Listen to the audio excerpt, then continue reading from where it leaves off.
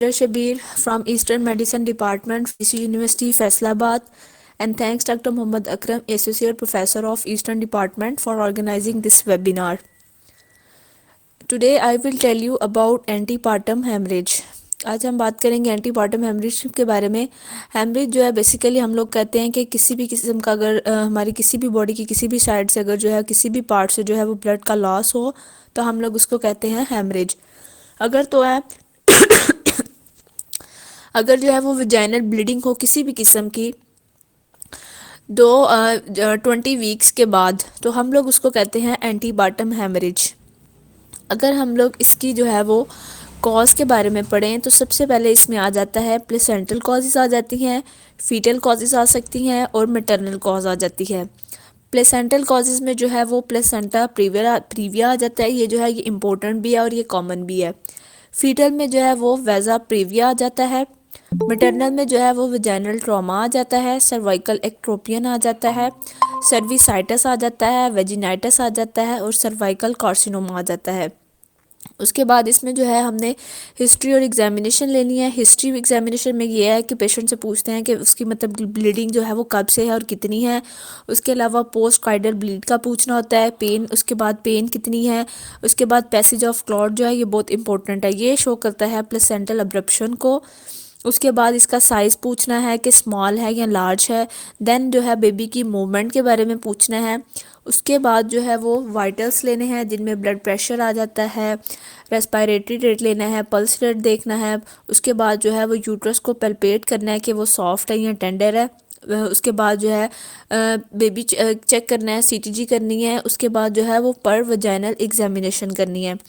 उसके बाद जो है इसमें आ जाता है कॉज में जो है वो प्लेसेंटल अब्रप्शन आ जाता है। मतलब प्लेसेंटल अब्रप्शन क्या होता है कि प्लेसेंटा जो है वो हम लोग लफ्ज़ में कहेंगे कि प्लेसेंटा जो है वो अपनी जगह से जो है वो उखड़ जाता है। मतलब कि प्री मेच्योर सेपरेशन हो जाती है प्लेसेंटा की यूटेराइन वॉल से, क्योंकि जो सारा ब्लड आ रहा होता है जिसके रिजल्ट में जो है वो बच्चे को न्यूट्रिशन मिल रही होती है वो सब प्लेसेंटा के थ्रू आ रहा होता है। क्योंकि प्लेसेंटा अगर सेपरेट हो जाएगा तो ब्लड सप्लाई जो है वो रुक जाएगी, ऑक्सीजनेशन रुक जाएगी, न्यूट्रिएंट सप्लाई रुक जाएगा, जिसकी वजह से बच्चा जो है वो शदीद हाइपोक्सी और डिस्ट्रेस की कंडीशन में जो है वो आ जाता है। जब भी ये सेपरेट होगा तो क्या होगा, इन्फ्लेमेटरी रिस्पॉन्स आएगा। जब भी मैटरनल अब्डोमेन में जो है वो जब भी मैटरनल अब्डोमेन में जो कोई भी इन्फ्लेमेटरी रिस्पॉन्स आएगा, इन्फ्लेमेशन के रिजल्ट में मदर अब्डोमेन जो है वो टेंडर हो जाएगा। उस केस में क्या होगा कि सवेर पेन हो रही होगी, साथ जो है वो अब्डोमेन टेंस भी जो है वो फील होगा। उसके बाद यह है कि अंडरलाइन इन्फ्लेमेशन के रिजल्ट में जो है वो मसल्स जो है वो स्पैम हो जाते हैं और रिजिडिटी जो है वो फील होती है। उसके बाद इसमें जो है वो पेनफुल वजाइनल ब्लीडिंग और टेंडर अब्डोमेन जो है वो फील होता है। प्लेसेंटल अब्रप्शन के रिजल्ट में जो है वो पेशेंट एनीमी की तरफ जा रहा होता है और साथ साथ जो है वो शॉक में भी चला जाता है। उसके बाद अगर हम लोग बात करें साइन ऑफ शॉक की तो सबसे पहले तो इसमें यह है कि बीपी जो है वो लो होता है, 80/60 होता है। इसके बाद इसमें जो है वो फेब्राइल फीवर आ जाता है। इसमें जो है पल्स रेट जो है वो ज़्यादा होता है, रेस्पिरेटरी रेट भी जो है वो ज़्यादा होता है, ऑक्सीजन सैचुरेशन रेट जो है वो इसमें लो हो जाता है। उसके बाद इसमें आ जाता है प्लेसेंटा प्रीविया। उसके बाद इसमें यह है कि अगर प्लेसेंटा जो है वो इंक्रोचिंग हो रहा है सर्वाइकल ऑस में तो इसको हम लोग कहते हैं प्लेसेंटा प्रेविया। इसमें जो है वो ब्लीडिंग स्टार्ट हो जाती है, मतलब जो है वो प्लेसेंटा अगर सर्वाइकल ओस में बनना शुरू हो जाए। उसके बाद इसके रिस्क फैक्टर्स में आ जाता है सबसे पहले सी सेक्शन आ जाता है, ठीक है। इसमें किसी भी किस्म का जो है वो फीटल स्ट्रेस आ सकता है। उसके बाद इसमें जो है वो प्रीविया जो है वो ब्लीड करता है। अगर पेशेंट ने जो है रूटीन में कोई भी स्कैन वगैरह करवाया तो उस रिपोर्ट में जो है वो लो लाइंग प्लेसेंटा शो होता है, मतलब कि प्लेसेंटा जो है वो नीचे की तरफ है। अगर ये नॉर्मली स्कैन में जो कि आफ्टर 20 वीक्स के बाद करवाते हैं तो उसको प्रीविया कंसीडर नहीं करेंगे, लेकिन अगर जो है वो 32 वीक्स तक प्लेसेंटा लो लाइंग शो होगा तो इट्स मीन्स कि वो प्रीविया है। उसके बाद इसमें जो है इसकी मैनेजमेंट आ जाती है। मैनेजमेंट में क्या करना होता है, पेनलेस वजाइनल ब्लीडिंग होती है, इसको हम लोग डायग्नोस करते हैं अल्ट्रासाउंड पे, ठीक है। स्पेशली जो है वो ट्रांस वजाइनल अल्ट्रासाउंड करते हैं। उसके बाद इसमें जो है, अगर तो फीमेल्स, इसमें क्या होता है कि अगर तो वो ब्लीडिंग के साथ आ रही है तो सबसे पहले अपने हेल्प के लिए कॉल करना है, मतलब कि अपना पूरा जो फीमेल स्टाफ है उसको बुलाना है। उसके बाद 6 पैक्स जो है क्रॉस ब्लड मैच के वो अरेंज करने हैं। उसके बाद ब्लड सीपी करवाना है, क्लॉटिंग स्टडीज़ करनी है, एलएफटी आरएफटी करवाएंगे रिस्क फैक्टर्स को चेक करने के लिए। उसके अलावा ये चेक करने के लिए कि क्लॉटिंग प्रोफाइल जो है वो डी अरेंज तो नहीं है, क्योंकि ये क्रोनिक लिवर डिजीज़ की वजह से भी जो है वो क्लॉटिंग फैक्टर्स जो है वो नहीं बन पा रहे होते। उसके बाद जो है आईवी लाइन को जो है वो मेंटेन करना है। अगर हाइपॉक्सिया वगैरह है तो ऑक्सीजन देनी है, ठीक है। उसके बाद फॉलिस को पास करना है। इसमें ये है कि इनपुट आउटपुट मॉनिटरिंग स्टार्ट करेंगे, प्लाज्मा एक्सपेंडर देंगे, बीपी को मेंटेन करेंगे, क्योंकि बेबी जो है मटरनल सर्कुलेशन पे सर्वाइव कर रहा होता है। अगर बीपी लो होगा तो प्लेसेंटा को जो है वो परफ्यूजन नहीं मिलेगी, देन जो है वो ड्रास्टिक कंडीशन हो सिचुएशन हो जाएगी, ठीक है। उसके बाद जो है ब्लड ट्रांसफ्यूजन करवाना है, सीवीपी जो है वो सेंट्रल वेनस प्रेशर मॉनिटर करना है और आर्टेरियल लाइन, ठीक है। उसके बाद कॉज को जो है वो एलिमिनेट करना है। अगर तो अब्रप्शन मिली है तो फ़ौरन जो है वो डिलीवरी प्लान जो है वो करनी होती है। उसके बाद जो है वो सी सेक्शन से डिलीवर करेंगे। उसके बाद यह है कि प्री टर्म डिलीवरी के लिए स्टीरॉयड्स इंजेक्शन लगाते हैं, क्योंकि बेबी के लंग्स इतने मेच्योर नहीं होते। जब स्टीरॉयड्स लगाएंगे तो लंग्स की जो है वो मैचुरेशन जो है वो मैचुरेशन तेज़ी से हो जाती है। इसके बाद जो है वो 24 से 48 आवर्स जो है वो वेट करेंगे, फिर बेबी जो है वो डिलीवर करते हैं। उसके बाद इसमें आ जाता है पोस्टमार्टम हेमरेज। इसमें क्या है कि अगर आफ्टर डिलीवरी जो है वो हेमरेज हो जाए तो इसको हम लोग कहते हैं पोस्टमार्टम हेमरेज। इसमें क्या होगा कि आफ्टर डिलीवरी अगर तो मोर देन 500 ml लॉस हो रहा है ब्लड का या इससे ज़्यादा, तो उसको हम लोग कहेंगे पोस्टमार्टम हेमरेज। अगर तो फर्स्ट 24 आवर्स में जो है वो हो रहा है तो इसको हम लोग कहेंगे ये प्राइमरी पोस्टमार्टम हेमरेज। अगर तो आफ्टर 24 आवर्स या 12 वीक्स में है तो इसको हम लोग कहेंगे सेकेंडरी पोस्टमार्टम हेमरेज। उसके बाद इसमें जो है इसके रिस्क फैक्टर्स आ जाते हैं। सबसे पहले आ जाता है वेजा प्रीविया। अगर तो फिटल वेसल्स जो है वो एमनियन और करियॉन्स में चली जाएंगी, मतलब कि सर्वाइकल ऑस में, तो इसमें एक रिस्क फैक्टर ये आ सकता है वेजा प्रेविया, एक प्लेसेंटल प्रेविया आ सकता है।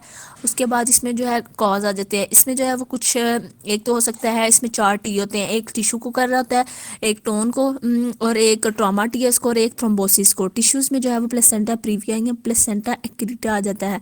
अगर तो ये एम्बेडेड हो रहा हो मायोमेट्रियम में, इसको कहते हैं प्लेसेंटा एक्रीटा। ये किसके रिजल्ट में होता है, इसके रिजल्ट में क्या होता है, ब्लीडिंग होती है। अगर टॉन में देखें तो यूटेराइन एटॉनिक हो जाता है। ये किस केस में होता है, अगर ग्रैंड मल्टी पैरा हो तो इस केस में क्या होता है, हेमरेज जो है वो बढ़ जाता है, ट्रॉमा टीयर्स आ जाता है। उसके बाद थ्रोम्बोसिस में यह कि अगर किसी भी किस्म की कोई भी अगर क्लॉटिंग डिजीज़ वगैरह क्लॉटिंग प्रॉब्लम है तो ये भी आ सकता है। उसके बाद इसमें हम लोग साइन एंड सिम्टम्स देखेंगे। साइन एंड सिम्टम्स में जो है वो एग्जॉस्टेड टायर्ड होगी फीमेल, एंजाइटी इंक्रीज़ होगी, thirst, hypotension, pulse rate increase हो जाएगा, टेंडरनेस फील होगी अब्डोमेन में। इसमें भी जो है वो मैनेजमेंट के लिए जो है वो ब्लड बैंड को नोटिफाई करेंगे। क्रॉस मैच जो है 6 यूनिट्स ब्लड के वो अरेंज करेंगे, ब्लड सीपी करवाएंगे, क्लॉटिंग प्रोफाइल करवाएंगे। इसमें जो है वो एलएफटी करवाएंगे और आरएफटी करवाएंगे। उसके बाद ऑक्सीजन वगैरह प्रोवाइड करेंगे, अगर हाइपॉक्सी का तो ऑक्सीजन देंगे। इसमें जो है वो फॉलिस पास करेंगे, उसमें ब्लैडर एम्प्टी करेंगे, इनपुट आउटपुट मॉनिटरिंग स्टार्ट करेंगे। जितना आउटपुट कम आएगा उतना ही फीमेल का शॉक में जाने की जो सिचुएशन है वो ज़्यादा हो जाती है। अगर तो वो हाइपोटेंशन में है देन इसको एनोट्रोपिक्स एजेंट्स प्रोवाइड करेंगे। उसके बाद इसमें जो है वो ब्लड ट्रांसफ्यूजन करवाएंगे, यूटेराइन कंप्रेशन करवाएंगे। सबसे पहले आइडेंटिफाई करेंगे कि कौन सा टी है। इसमें यह है कि कौन सा टी चेक करने के लिए टिश्यू का तो टिश्यू तो नहीं है, कोई टॉन में प्रॉब्लम तो नहीं है, ट्रॉमा या टीयर्स तो नहीं है, या किसी किस्म का थ्रोम्बोसिस तो नहीं है, ठीक है। अगर तो सर्वाइकल टीयर है देन जो है वो यूट्रस को कंप्रेस करेंगे। इसकी जो मोस्ट कॉमन काज है वो है यूटेराइन एटॉनिक। कंप्रेशन से ये होगा कि जितना भी ब्लड लॉस हो रहा होगा वो प्लेसेंटल लीवर की वजह से जो है वो कम हो जाएगा। यूटेराइनिक एजेंट्स जो है ये टॉन को इंक्रीज़ करते हैं। इसमें ये करना होता है कि यूट्रस और वजाइना को एम्प्टी करना होता है किसी भी क्लॉट से, देन क्लॉट्स को रिमूव करते हैं। उसके लिए क्या करते हैं, बाय मैनुअल मसाज करते हैं। अगर ब्लीडिंग कंटिन्यू हो तो क्लॉटिंग एजेंट्स को जो है वो रिप्लेस करते हैं, यूटेराइन टेम्पोनेट ऐड करते हैं। इसको हम लोग जो है वो यूटेराइन बैलून इंसर्शन भी कहते हैं। अगर इससे भी काम ना चले तो इलियक वेसल्स की जो है वो लाइगेशन कर देते हैं। अगर इन सब के बावजूद भी जो है वो प्रॉब्लम क्रिएट हो रही हो तो फिर इसके लिए जो है वो पूरी जो सारे के सारा जो यूट्रस है उसको जो है वो रिमूव कर दिया जाता है। उसके बाद हम लोग बात करेंगे क्लैम्सिया में। इसमें क्या होता है कि ब्लड प्रेशर जो है वो हाई हो जाता है, फिट्स वगैरह साथ होते हैं, ठीक है। फिट्स जो है वो किसी भी मेटाबॉलिक रीअरेंजमेंट की वजह से होते हैं। इसमें हमने क्या करना होता है कि वेजल्स को जो है वो रिलैक्स करना होता है।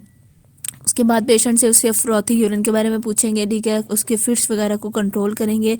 मैनेजमेंट में जो है वो हेल्प वगैरह उसके स्टाफ को अरेंज करेंगे। उसके बाद इसमें जो है MgSO4 जो है वो प्रोवाइड करेंगे, एक टाइप एजेंट की। ये रिलैक्स करती है वेजल्स को। अगर तो हाई डोज इसकी देंगे तो इससे जो है वो कार्डियक डिप्रेशन हो सकता है। उसके बाद इसमें जो है वो एमनियोटिक फ्लूइड एम्बोलिज्म आ जाता है। इसका क्या मतलब है कि अगर गलती से एमनियोटिक फ्लूइड का एक भी ड्रॉप जो है वो गलती से अगर मदर की वेसल्स के अंदर चला जाए किसी भी रीज़न की वजह से, तो इसको हम लोग कहते हैं amniotic fluid embolism. Amniotic fluid में जो है वो सारे फीटल सेल्स होते हैं, उसमें बेबी के जो है वो हेयर्स वगैरह भी होते हैं। तो ये कॉज कर सकते हैं इंटेंस इन्फ्लेमेटरी रिएक्शन, ठीक है। इसमें कास्केड शुरू हो जाएगा। जब एम्बोलिज्म होगा तो इसमें रेस्पिरेटरी कंप्रोमाइज़ भी होगा और मैटरनल कोलैप्स जो है वो हो जाता है। इसमें हम लोग मैनेजमेंट में जो है वो सपोर्टिंग केयर वगैरह, इसमें अगर साइन एंड सिम्टम्स की बात करें, एंजाइटी, स्वेटिंग स्टार्ट हो जाती है, टिंगलिंग सेंसेशन वगैरह हो जाती है, नोजिया वॉमिटिंग वगैरह शुरू हो जाता है। उसके बाद मैटरनल कोलैप्स हो जाएगा, जिसके रिजल्ट में क्या होता है कि फ़ीमेल की जो है वो डेथ हो जाती है। उसके बाद इसमें आ जाता है अम्बिलिकल कॉर्ड प्रोलैप्स। अगर तो डिलीवरी से पहले ही अम्बिलिकल कॉर्ड जो है वो बाहर आ जाए, नॉर्मली सेफेलिक रिप्रेजेंटेशन होनी होती है, लेकिन अगर जो है उससे पहले भी जो है वो अम्बिलिकल कॉर्ड बाहर आ जाए तो ये साइन जो है वो तो ये जो है एक प्रॉब्लम क्रिएट कर देता है, ठीक है। अगर मेम्ब्रेन जो है वो रप्चर हो जाए, अम्बिलिकल कॉर्ड जो है वो बाहर आ जाती है, उसे कहते हैं अम्बिलिकल कॉर्ड प्रोलैप्स। उसके बाद जो है अगर इस फैक्टर्स में हम लोग देखें तो इसमें आ जाता है प्री मेच्योर या प्री टर्म बेबी आ जाती है, डिलीवरी आ जाती है अगर तो बेबी का साइज़ जो है वो स्मॉल है। उसके बाद अगर हम लोग इसकी मैनेजमेंट में देखें तो इसमें जो है वो स्पेकुलम एग्जामिनेशन परफॉर्म करते हैं या डिजिटल एग्जामिनेशन करते हैं, ठीक है। इसके अलावा प्रिपेयर करते हैं OT, एमरजेंसी में जो है वो C सेक्शन कर देते हैं। उसके बाद जो है वो फर्दर कंप्रेशन प्रिवेंट करते हैं। फर्दर कंप्रेशन से मतलब कि मज़ीद जो है वो कंप्रेस ना हो। उसके बाद फीटल हेड को एलिवेट करते हैं, मदर का ब्लैडर जो है फुल करते हैं। फिर क्या होता है कि अम्बिलिकल कॉर्ड जो है वो बाहर नहीं आती। उसके अलावा कॉर्ड हैंडलिंग से जो है वो अवॉइड करते हैं और मदर की पोजीशन जो है वो लेफ़्ट लेटर पोजीशन में जो है वो लेके आते हैं। Okay sir, thank you.